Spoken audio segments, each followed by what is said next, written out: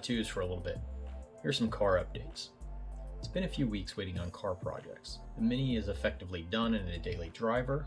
The Datsun's on hold right now because I want to bring it over to my friend's shop to put the motor into it, but they're slammed and he doesn't have any space for it right now and it's too cramped to do it in my garage. The 50 and 60 Buick are also on hold because of lack of space. I just don't have anywhere to really take these cars apart the way I want to paint the engine bay in the 50, and the 60 I want to pull all the glass out of, and I just can't leave them sitting outside while all that work goes on. They're just going to rust and turn into a big mess.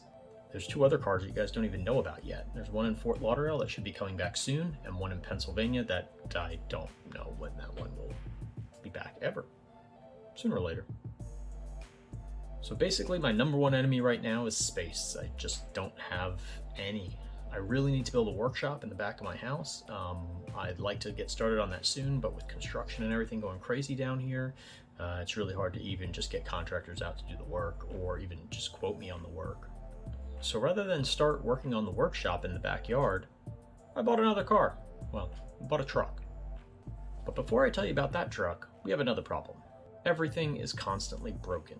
I can't tell you how many hours I've wasted on the side of the road waiting for AAA to come because something broke in one of the cars. So rather than wait for a tow truck all the time, I'd much rather have my wife come and bring a trailer to me, or have her come pick me up and go home and grab my trailer and rescue myself. If I only had a car hauler. And since I purchased this new truck and I have to go pick it up in a few weeks, I figured looking for a car hauler's probably a good place to start right now. So I found a car hauler on Facebook Marketplace. Now I just need to go get it and outfit it the way I need it to haul all my crap around. So let's go get it and get it home and start working on it. By the way, did I mention that my Suburban spun a bearing? That motor got replaced also. My buddy Charles was good enough to rebuild a new motor for me and get it swapped in. So now my Suburban has 0 miles on it, basically. Sounds better than 220 something thousand. So this is a 20-foot 2018 flatbed car hauler from A+ Trailers. It's a pretty heavy duty trailer for my needs. It has a 7,000 pound weight capacity and it weighs about 1,800 pounds, so I can load about 5,200 pounds give or take. That pretty much covers the majority of my cars, so it should do fine. It has a 2-foot dovetail, but only 5-foot ramps with it, so I'm going to switch those out for a 6-foot ramp. That should give me a little bit more subtle loading angle since all my cars are so damn low. Currently it's just a raw trailer. There's no spare tire, no cargo box, no winch, so we're going to fix all that and then get it ready for a trip up the coast. First, I buy some 3/16 metal plate and weld up a platform to mount the winch to.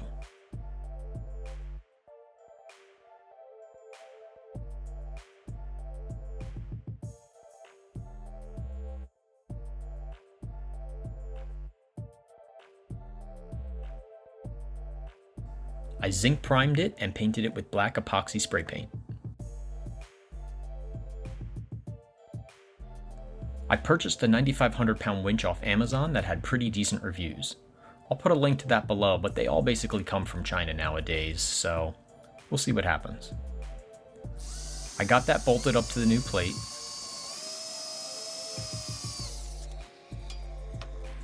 But that's pretty much all I can do now until I get the cargo box to store the battery and all the electronics. I purchased some new aluminum ramps. They're like half the weight of the old steel ones, and they're longer. They'll support up to 6,800 pounds, and luckily they still slide underneath the trailer into the mounting location.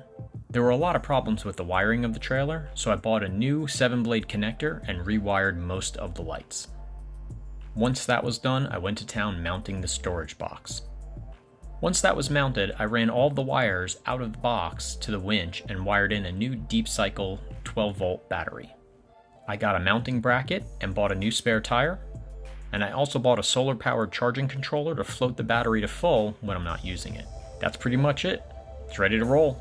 Keeping in theme, we'll call her the Millennium Falcon. Smuggles cargo. Come on.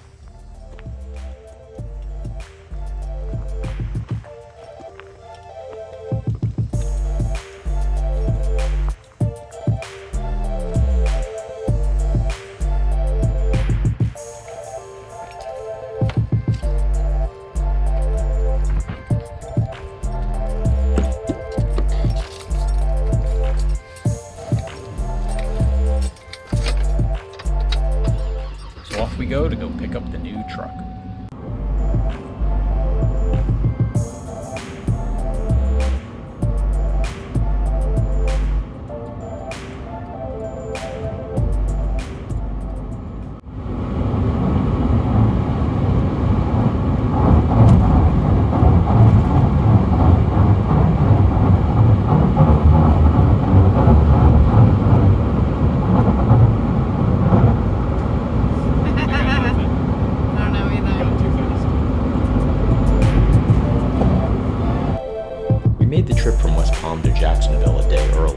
It takes about 5 hours to get here, and this way we weren't going to be rushed getting the truck.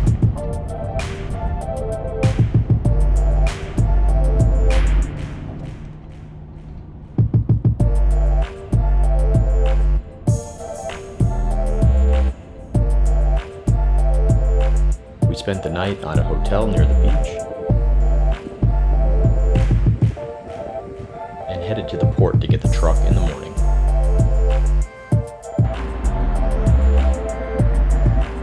Trailer hooked back up. Some cool chemtrails. Just kidding, y'all are idiots. It's jet in the morning.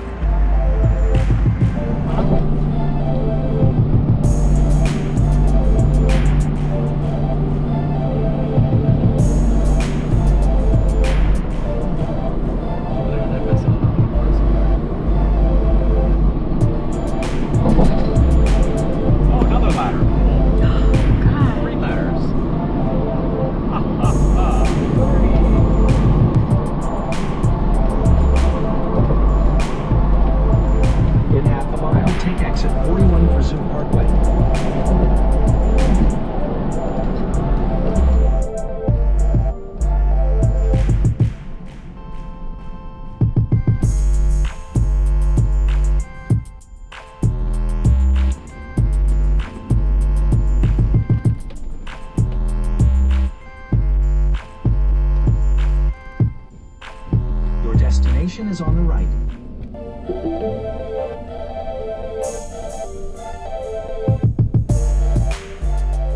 Alright, so what's the plan? So we're going to Customs and Border Protection, and we're going to give them all of our paperwork for the mini truck, and hopefully get cleared from Customs. And then once that happens, we're going to go and go to the Quick Yard, which is the company that will take us onto the port to be able to actually pick up the car. So, fingers crossed. Good luck.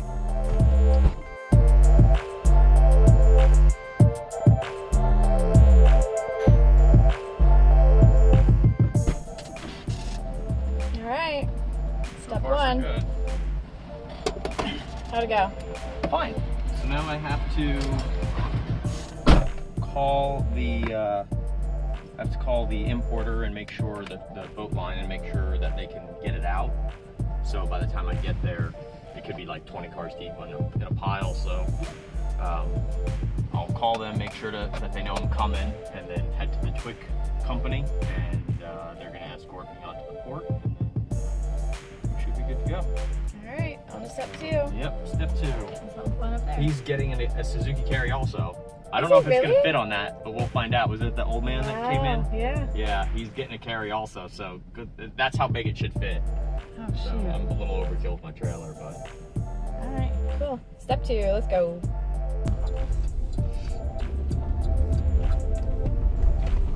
So we are going to the Twick Escort now. These damn holes. We're gonna park. I'm just gonna park across here, guys. So we're at the Twick Escort. So we're at the Twick. So we're at the Twick Escort, and they're gonna take us onto the port to go pick up the truck. So we're waiting for the driver to come back from the port to pick us up, and then we're gonna follow them into the port and go get the car. We got a nice little safety vest too. Got a nice fit safety vest. $10. I don't think I could get that on Amazon that cheap. Ooh, look at that boat.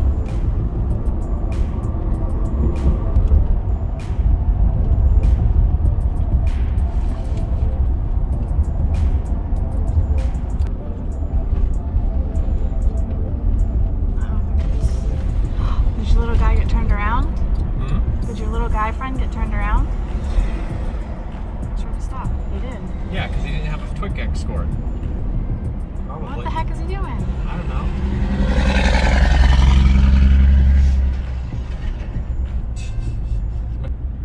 Shouldn't give him my number. Shouldn't give him my YouTube channel. Tell him to do it all.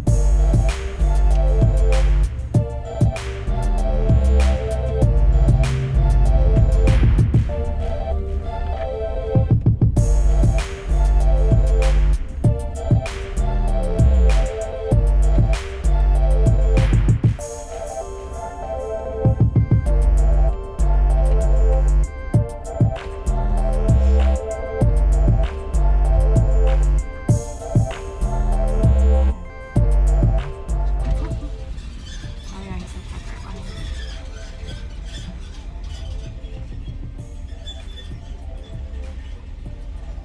You see it?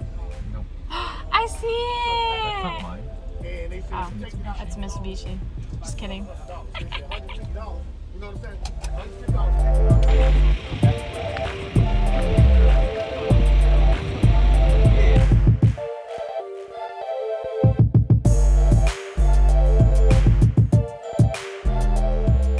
Okay, got your baby biscuit.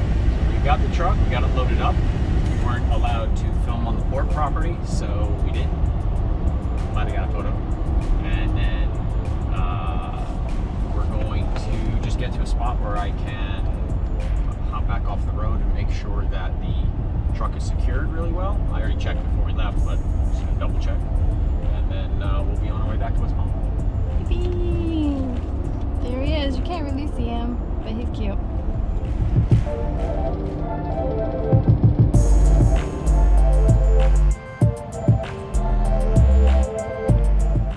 And as you can probably see from the title of this video, here it is, my 1995 Suzuki Kei truck. I'm going to take you back a few weeks and go over all the process of buying and shipping and registering this little truck, what the plans are now that it's here. So I've been searching around for a Japanese Kei truck locally, and I haven't found anything that I want, and the prices on them were a little higher than what I wanted to spend. I know they actually sell for much less, between like $500 and $2,000 in Japan, but of course there's a big cost in getting them shipped over and the whole importing process. So I decided to try it for myself and see how hard it'd be. I also know that I could have used an import broker to handle most of this process, but I decided to do it all myself. I wanted to see what was truly involved in the process. What I found out, really, once I picked out my truck, most of the hassle was just handling all of the paperwork and staying on top of everybody and on top of the whole process.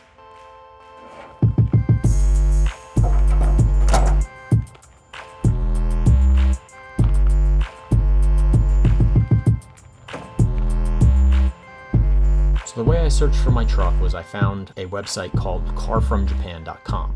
No S. I don't know why.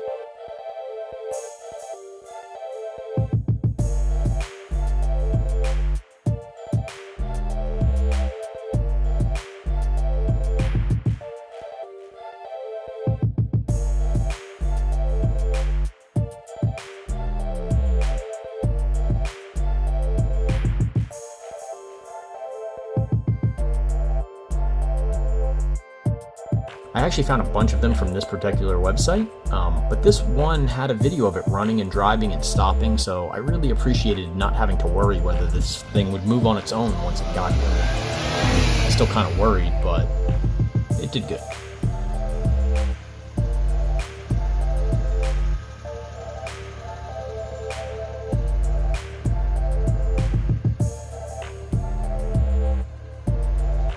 I found a few much cheaper ones. One was only like $500. This one was about $1,500, but it has 23,000 kilometers on it. For us Imperials, that's like 16,000 miles. It's a 25-year-old truck with 16,000 miles. The rules for importing stuff right now is that they have to be 25 years old, as of whatever current month is that you bring it in. So once I decided on an actual truck, I went ahead and started getting all my ducks in a row as far as what the steps were involved. I first contacted the port. They were very nice there and explained the whole process to me, which gave me some peace of mind that I could do it myself.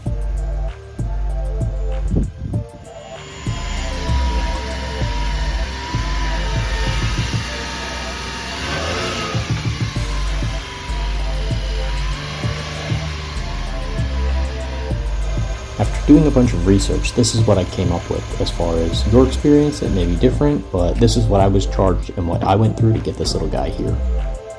Step 1 for me was selecting my preferred port, and I got a quote on the car with shipping. It came back about $3,000 shipped and insured to the port. I selected Jacksonville as the port because even though Miami and Fort Lauderdale are way closer to me, I choose to never voluntarily go to Miami if I don't have to. Plus, with the Jacksonville port, I can do what's called a RoRo. A roll-on, roll-off, which means there's no fee to unload a container. The truck drives on the boat and drives off the boat. Now, uncovering all of the hidden fees is where the real concern was. So the car from Japan site had a fee for using PayPal of about $200. I assume this is a percentage of what the overall value was. I could have wired them some money, and I think that would have removed that fee, but I felt better paying this way since I'd never done this before, and hopefully PayPal would offer me some bit of protection if something went wrong. Once I completed the purchase, the seller has to organize a shipment. It took about a week to schedule the vessel. They arranged for my truck to be loaded about 20 days after purchase, which currently, because of all the global shipment problems, was actually pretty fast. It was estimated to arrive in the States about 4 weeks after it left the port, but that date's not firm. Yep. Next, U.S. Customs require an ISF form to be filled out. Oh my god. You're supposed to have it done and submitted to them about 24 to 48 hours prior to the truck loading and departing on the boat. In order to do that, the seller had to send me the bill of lading for the vessel, some invoices, and some other necessary paperwork. You got it. Just don't roll off the edge of here. I believe the purpose of this is so Customs knows that something's coming in and where it's going to. The ISF form has to be filed digitally, and there's a few places online that you can do this. If you just search ISF filing, you can find a bunch of sites that do it. With a one-time importer registration, the total was $50 to submit the ISF. Watch the edge. Now that that's filed, it's just a waiting game. The floating parking garage that they loaded my truck onto is called the Hogue, New York. It left the port of Nagoya on the 28th of August. It headed over to Kobe and then started across the Pacific. There's an awesome website called marinetraffic.com. I was able to type in the vessel name and track most of its progress east. It went from Japan to Mexico, through the Panama Canal to Jamaica, over to Freeport, Texas, and then finally around to Jacksonville. In the meantime, the seller sent me over all of the original documents I needed, including the translation of the title, the original title, and any other important original copies that I needed. Oh my god. Why is it kicking? Because it's fast as fuck. Fast as fuck, boy. Fast as fuck, boy. I mean, not really, but we'll pretend it is. Here's where the little fees started piling up. The ship came into port a little later than what was expected. I received an arrival notice from Hogue and their import agents. Oh my gosh. This said the vessel would be coming in on October 19th instead of the 1st. That in itself was not a big deal. The importer will actually store the truck for 10 days with no charges, but after that it's $75 a day. I only have Mondays and Sundays off, so I'd have to get to the customs and port on Monday because they aren't really available on Sundays. So timing was critical, so this way I didn't get charged with any additional fees. Luckily it all worked out. Now that the Hogue is in port, the import company actually unloads all of the cars off of the boat. They incur their fees. So there's a $120 handling charge, a delivery order fee of $50, and $8 in wharfage charges. Grand total $178. Now, they get their money with a money order or wire transfer. There's no other way to do it. So there was a fee from my bank to send the money order. I think it was like $30 or $40. With that hostage money paid, the truck's unloaded and they bring it to agricultural inspection. Here they make sure that there's no foreign soil or contamination on the truck. If there is, guess what? You're paying to have it cleaned. Luckily, with my seller, they were able to do that before it left. That was part of their fees in selling the vehicle. Usually, agricultural takes 1 to 2 days to clear the vehicle. I called the next day and it had actually already cleared, so now it's ready to take all the paperwork to customs and have them clear it. I was told already by customs, so it wasn't really a surprise, but because this was a truck, they were going to charge me 25% tax on the vehicle. If it was a standard car, it would have only been 2.5%. Come on, really, this thing's barely a truck. So the total to customs came out to be about $350 with all of the taxes and fees. Then I had to call the import company that took it off the boat and let them know that customs had cleared the vehicle, and that I was on my way to come get it. But not before having to pay one more bounty, the Twick escort. Remember that weird tow yard that I stopped in to get escorted onto the port? Yeah, that's not free either. They charge about $120 for the first hour just to bring you onto the port property, and $75 for every half hour after that. They're basically responsible for you when you're on the port just to make sure that you're not doing any shady shit. Luckily, I had all my paperwork proper, so I was able to load the truck up and drive off the port property. I called my insurance company and got the truck insured. I don't remember the exact cost, but I have really good collector car insurance, so it was only a few $100s a year. Plus, I was able to insure the car for a value that I set. So, once we got the truck home, we were able to start on all of the paperwork with the actual state of Florida to register and drive the vehicle on the road. Here's where shit started going a little sideways.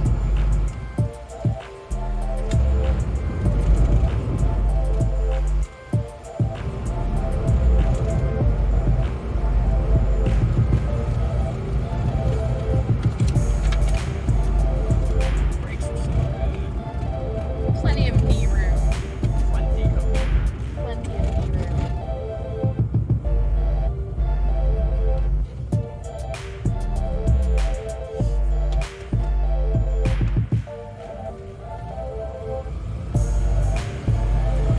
And that's first gear.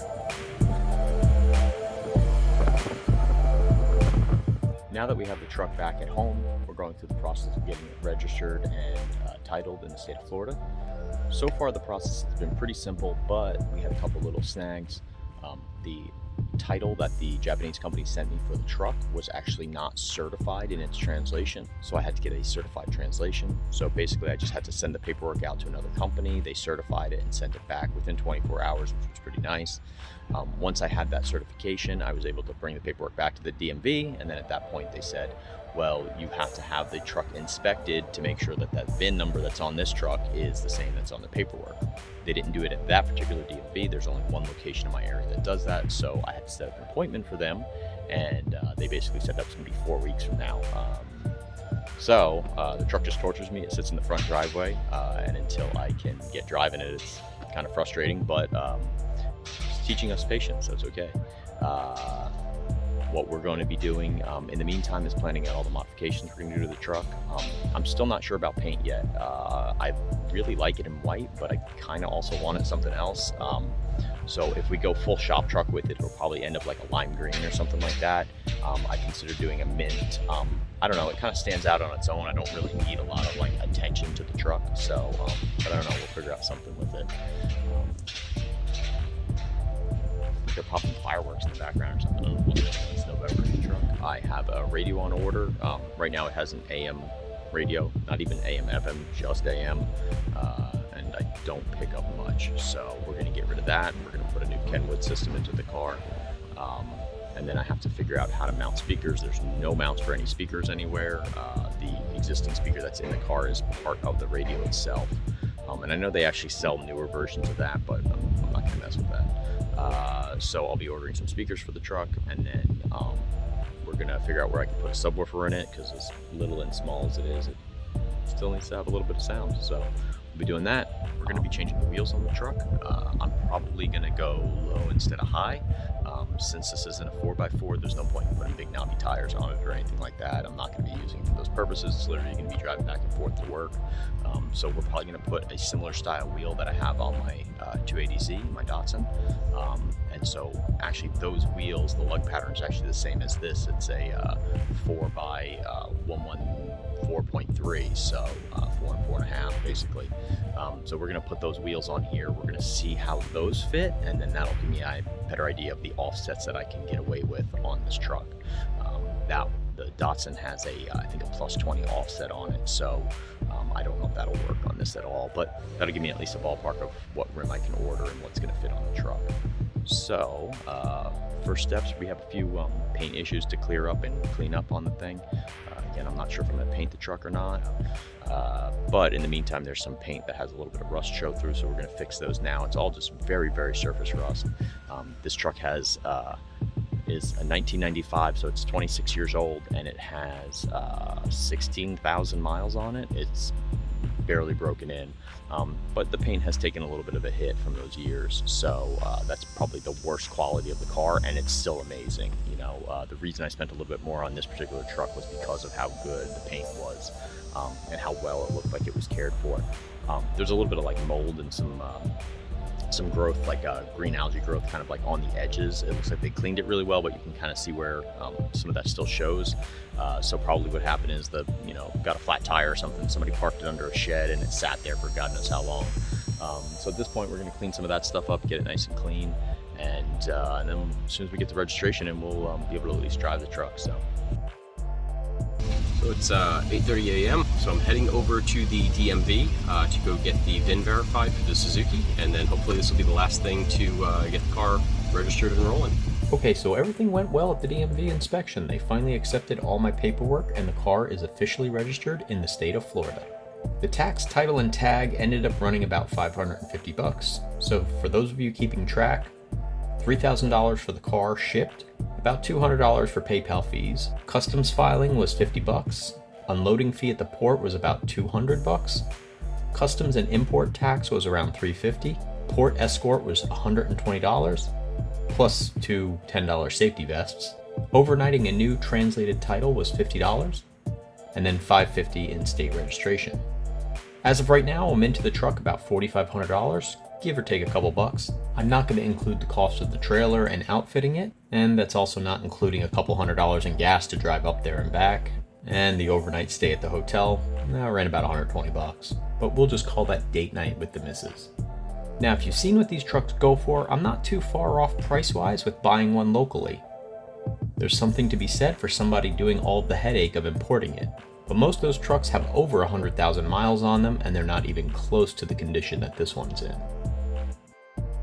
I've already put this little guy into the rotation, driving back and forth to work. It's about a 26-mile round trip, and it's so far performed flawlessly. I get about 35 miles to the gallon, that's just a conservative guess, and he's already made it to a local car show. His official name is Kaidu, which is Japanese for frog, but my wife and I keep calling him Biscuit. I don't know why, it just seems to stick. Thanks for checking out this video. I'll be back with more updates on Biscuit, I mean Kaidu, in a week or so, and then we'll mix in some tattoo videos as well. Thanks again for watching. Please comment, like, and subscribe.